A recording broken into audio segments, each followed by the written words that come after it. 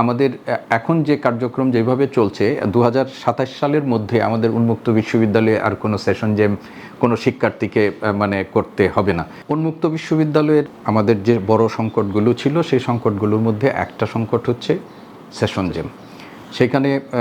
যেহেতু আমাদের এই উন্মুক্ত বিশ্ববিদ্যালয়ের পড়াশোনাটা মূলত শুক্র এবং শনিবারে ক্লাসগুলো আমাদের যে টিউটোরিয়াল সেন্টারগুলো আছে, স্টাডি সেন্টারগুলোতে হয় সেগুলো, এবং যেহেতু আমাদের শিক্ষার্থীদের একটা বড় অংশ হচ্ছে প্রান্তিক জনগোষ্ঠীর মধ্যে বা পেশাজীবীদের মধ্যে যারা প্রাতিষ্ঠানিক পড়াশোনার সুযোগ পায় না, কর্মজীবনের ফাঁকে ফাঁকে যারা এই সুযোগটা গ্রহণ করেন,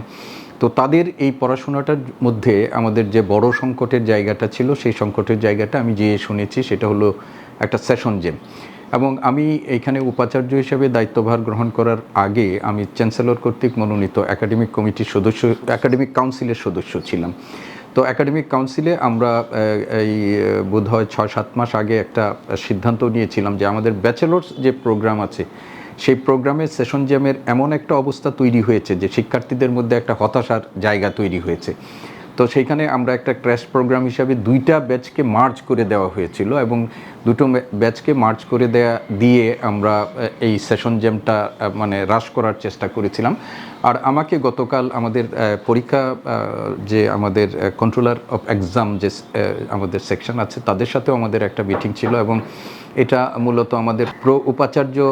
শিক্ষা যিনি আছেন তিনি এটাকেও দেখাশোনা করেন, তার সাথেও আমাদের একটা মিটিং ছিল। এবং সেইখানে আমাদেরকে যে ইনফরমেশনটা দেওয়া হয়েছে যে উন্মুক্ত বিশ্ববিদ্যালয়ের সেশন জ্যামের একটা অন্যতম কারণ হচ্ছে যে আমাদের এই কার্যক্রমগুলো চলতো ম্যানুয়ালি, কিন্তু আমার ইমিডিয়েট পাস্ট উপাচার্য তিনি এখানে আমাদের পরীক্ষা সেকশনের এই ম্যানুয়াল কার্যক্রম থেকে এটা অটোমেশনের জন্য আমাদের এখানে একজন চুক্তিভিত্তিক আইসিটি এক্সপার্ট নিয়োগ দেওয়া হয়েছে 2 বছরের জন্য, এবং তিনি ইতিমধ্যেই এবং তার তত্ত্বাবধানে আইসিটির যে আমাদের টিম আছে সেই টিমটা আমাদের ম্যানুয়াল এই যে পরীক্ষা কার্যক্রমের পরিবর্তে একটা অটোমেশন ডিজিটাল এটা ট্রান্সফরমেশনের জন্য তারা কাজ করছেন। এবং আপনারা জেনে আনন্দিত হবেন যে ইতিমধ্যেই আমাদের 2017 থেকে আমাদের ফলাফলের ক্ষেত্রে যে সমস্ত জটিলতাগুলো এখানে ছিল, না পরীক্ষার্থীদের নাম সংশোধন, নানা ধরনের ফলাফল সংশোধনের যে জটিলতা ছিল, 8,500 অ্যাপ্লিকেশন পেন্ডিং ছিল। এই গত কয়েকদিনে এইগুলো আপনার উন্মুক্ত বিশ্ববিদ্যালয়ের অটোমেশন প্রক্রিয়ার মধ্য দিয়ে এইগুলো সম্পন্ন করা হয়েছে এবং এই প্রক্রিয়াটা চলমান আছে। এবং আমরা গতকাল নিশ্চিত হয়েছি যে আমাদের এখন যে কার্যক্রম যেভাবে চলছে 2027 সালের মধ্যে আমাদের উন্মুক্ত বিশ্ববিদ্যালয়ে আর কোনো সেশন জেম কোনো শিক্ষার্থীকে